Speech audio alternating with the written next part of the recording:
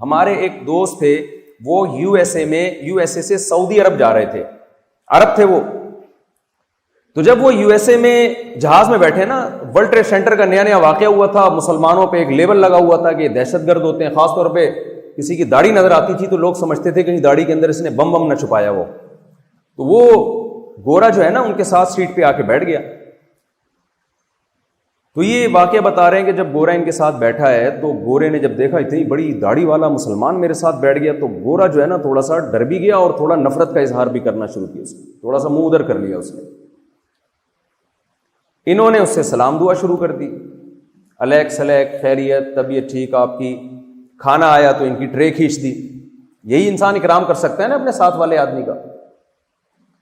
تو گورا آہستہ آہستہ ان سے مانوس ہونا شروع ہوا کہ یار آپ تو، میں تو سمجھ رہا تھا کہ آپ لوگ غیر مسلموں سے بات نہیں کرتے تمیز سے، آپ تو بڑے اچھے اخلاق سے پیش آ رہے ہیں، تو ایسا کیوں کر رہے ہیں؟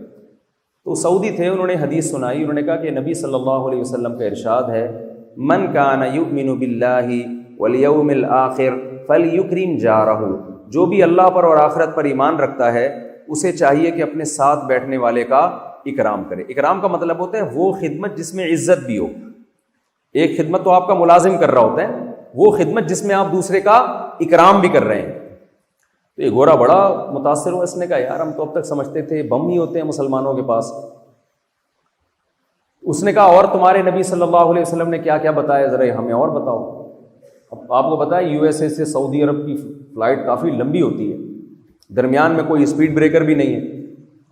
تو ان کو موقع مل گیا، انہوں نے نبی صلی اللہ علیہ وسلم کی حدیث سنانا شروع کی. یہ بھی حکم دیا، یہ بھی حکم دیا، شراب نہ پیو، زنا کے قریب مت جاؤ، ماں باپ کے ساتھ حسن سلوک، وراثت کے حکام. یو ایس اے میں خاتون تھیں، انہوں نے مجھ سے کہا کہ میں مرنے سے پہلے یہ چاہتی ہوں کہ وصیت نامہ لکھ دوں اکارڈنگ ٹو اسلام میرے وارثوں کا کس میں کتنا حصہ ہے. کیونکہ یو ایس اے میں تو شریعت نہیں ہے، اسلام نہیں ہے، تو وہاں اگر آپ نے وصیت نہیں کی ہے تو پھر وہ وراثت گورنمنٹ اپنی مرضی سے تقسیم کرتی ہے.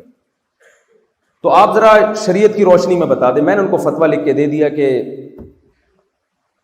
کہ آپ کے ہسبینڈ کا اتنا حصہ ہوگا، آپ کے ماں باپ کا اتنا حصہ ہوگا، آپ کے بیٹوں کا اتنا، بیٹیوں کا اتنا. انہوں نے وہاں یو ایس اے میں کسی وکیل کو بتایا تو وکیل بڑا انسپائر ہوا. اس نے کہا یار یہ اتنا بہترین ایک وراثت کا سسٹم یہ کہاں سے آیا آپ کے پاس؟ تو انہوں نے بتایا کہ وہ کراچی میں ایک مولانا صاحب ہیں، انہوں نے لکھ کے دیا. انہوں نے کہا وہ مولانا صاحب کے پاس کدھر سے آ گیا؟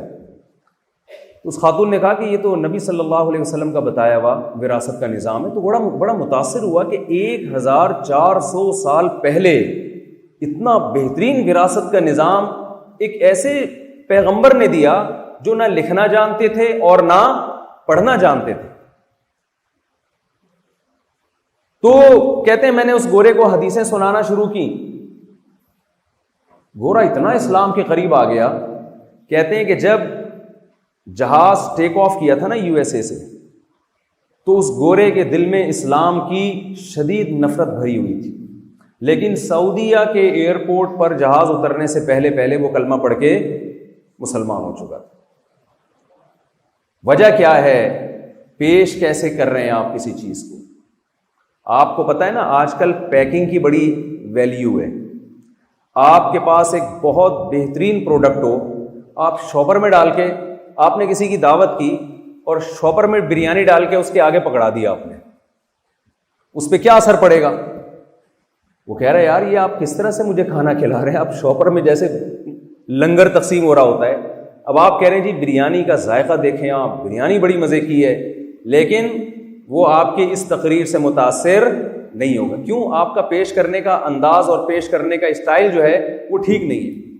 آج بہت جگہوں پر مسئلہ اس لیے ہو رہا ہے کہ اسلام کو جس انداز میں پیش کرنا چاہیے اس انداز میں پیش نہیں کیا جا رہا.